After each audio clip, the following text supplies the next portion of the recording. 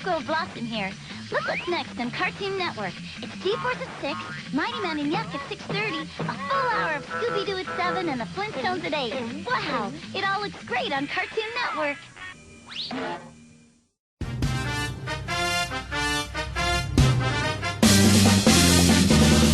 Gatchaman, aka Science Ninja Team Gatchaman, is one of Tatsunoko's biggest series, with having a lot of exposure in the West with 4 different English dubs, and each one is so different that they're considered their own adaptation, starting with Battle of the Planets, G-Force, Eagle Riders, and Gatchaman by ATV Films, which is the most accurate to the original Japanese.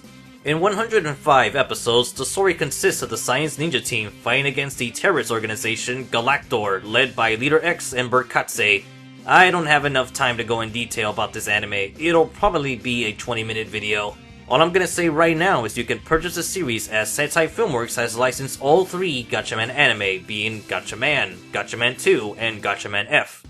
And there's also the Gatchaman movie, the Gatchaman OVA, and Gatchaman Crowds. Crowds is oddly not really about superheroes, but instead focuses on the concept of social media and voting for your representatives. The messages are positive, but rarely focus on the battle of good versus evil, and the main hero is a cheerful girl Hajime, who pretty much does everything to solve the problem that it's pointless to have anyone else in the show. In other words, I think this is the Tatsunoko version of the melancholy of Haruhi Suzumiya. What do you guys think? Am I right or wrong with this comparison? Since Gatchaman has a lot of material in its name, I am not ready to talk about this anime.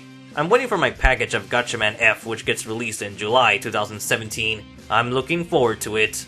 The point is, Gatchaman is great. It's the closest thing to an anime version of Power Rangers. In fact, Gatchaman was very influential to most of the Super Sentai series. It's also a freaking miracle that Gatchaman had staying power in the States, because right now, it's the biggest opportunity for it to gain back popularity. I'll redeem this show once I'm ready, and then I'll say, bird go.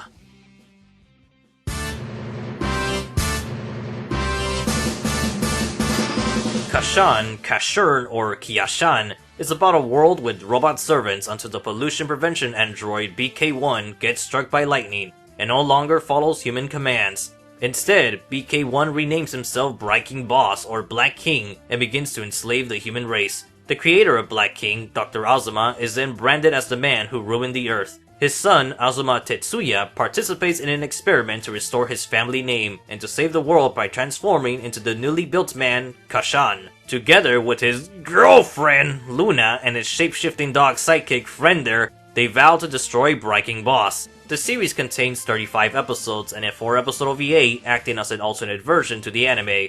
Meanwhile, Casshern Sins has nothing to do with what I just told you. Sins is a medical drama of terminally ill robot and human patients on a dying planet, while having episodic encounters with the robot Grim Reaper in a slow, depressing, gloomy atmosphere. And that's about it.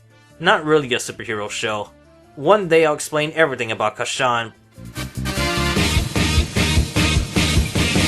Hurricane Polymer stars Yoroi Takeshi working in a detective agency with Joe Kuruma, Teru Nanba, and their talking dog Baron. Takeshi is a skilled martial artist, but with his helmet, the Polymet, he can transform into Hurricane Polymer, who can spin change into vehicles to run over criminals. This hero only has 3 anime material, being the 1974 anime of 26 episodes, and a 2-episode OVA that doesn't seem complete. Lastly is a live-action movie being made in 2017. Hurricane Polymer is the least serious of these 4 Tatsunoko shows, which always bug me for the following reasons. While Gatchaman, Casshan, and Tekkaman have perilous wars against one main foe, Hurricane Polymer doesn't have a recurring villain. Instead, each episode will feature a new ridiculous costume villain, and Takeshi will enforce the wrath of justice by kicking their asses in the most violent way possible, and that makes it fun. This is by far the campiest of the 4 Tatsunoko heroes, and I love it for that. I'll talk about this show in more detail in the nearby future, but until then, you can watch my friend's review in the description.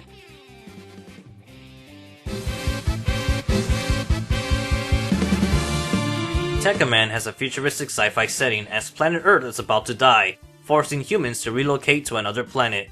But the alien invaders, known as the Waldaster, seeks to conquer the human race. The only force to fight against the nefarious Waldaster is Minami Joji, who can tech set into Tekkaman, the Space Knight. Together with the robot Pegasus, the alien Andro, the love interest Hiromi, and their mascot Mutan, they form the Space Knights. Similar to the tone of Casshan, things are episodic but can get pretty serious. Unfortunately, this anime doesn't have a conclusion, resulting in a pretty crappy ending. Rumors on the web said it was cancelled, and I can believe it since a new character was introduced in the last 3 episodes. And it seems they were going somewhere with this, but Tekkaman ended up flopping. Despite being incomplete, there are some good episodes speaking of loss, prejudice, guilt, and fighting for hope. Not the best in the lineup, but one that definitely could have been as good as the rest. Instead, we have the 1990s Tekkaman Blade, or released in English as Teknoman. This anime is a reboot to the original Tekkaman anime. During the 1990s, Tatsunoko spent its time celebrating their 70th anime anniversary by having numerous reboots in OVA format. I assume the supposed cancellation of the original Tekkaman is what led to the anime series of 49 episodes, in contrast to the short OVA length of the 3 other superheroes. In this version, all of the characters are different, including the alien invaders. Depending what version you're watching, the names will be altered.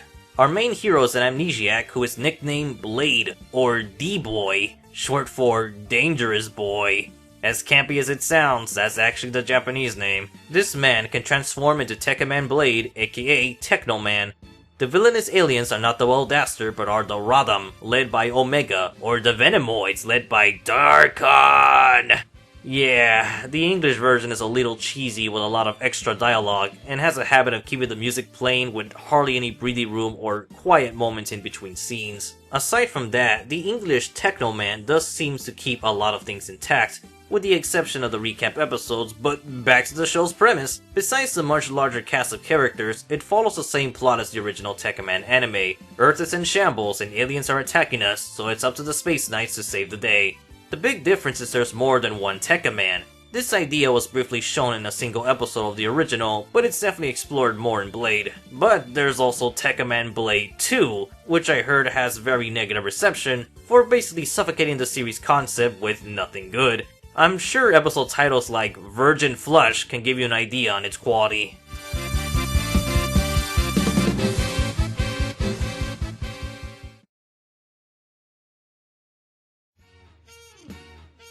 Power punch! Spur cutters!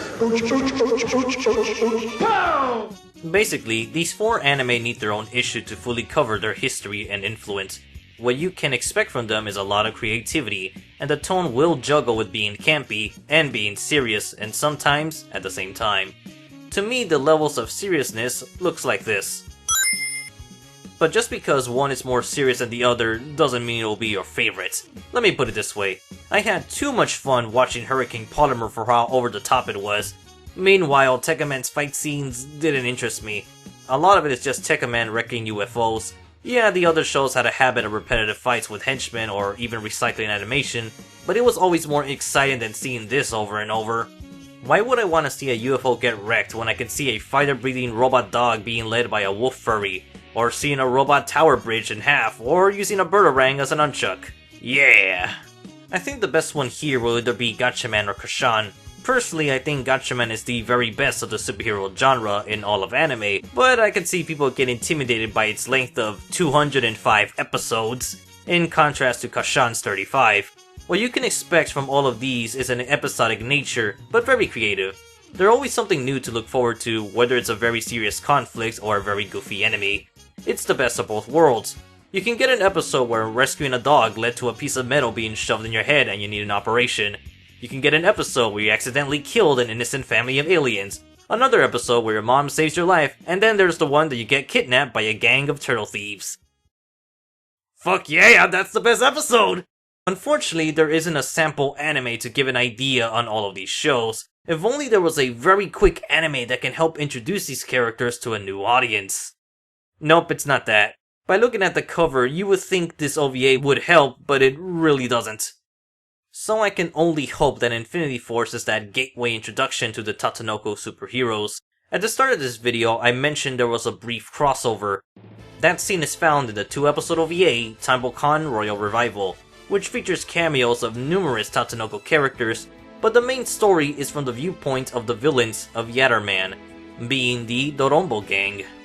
Basically, Royal Revival serves as an epilogue to the Yatterman series. The crossover section is just a little bonus, which unfortunately not many people will appreciate or can understand the impact of seeing these characters all in the same place. The scene itself is in episode 2, and it's a really short moment that's played for laughs rather than a serious superhero team-up.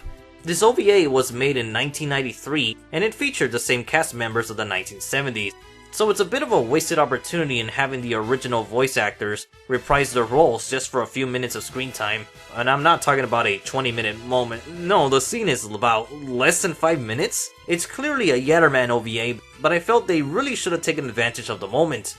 Just look at the time. The actual crossover is barely happening in 2017. Freaking 24 years since this OVA was released. And if you want to add their 1970s premiere, counting from the end of Yatterman in 1979, that would make 38 years just so a crossover could finally happen. And guess who's not invited? But I don't know, maybe Infini-T Force will actually feature more Tatsunoko characters. A lot of it is still in the dark. We don't even know if it's gonna be a 12 episode series or shorter. Maybe it's even longer than 12 episodes. I think I went on long enough for this issue. But next time, we'll finish the introduction of Tatsunoko with the Time Bokan series.